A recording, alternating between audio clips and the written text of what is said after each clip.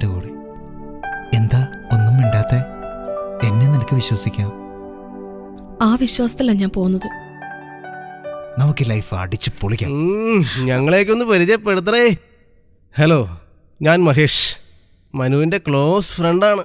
ഇത് നിയാസ്. അത്ര വലിയ ക്ലോസ് ഫ്രണ്ടൊന്നും അല്ല, ചുമ്മാ ഒരു ഫ്രണ്ട്.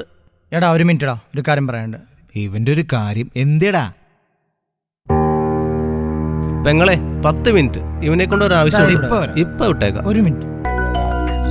എടാ മനു, നീ ഈ വീട് സെലക്ട് ചെയ്ത് എന്തായാലും നന്നായി.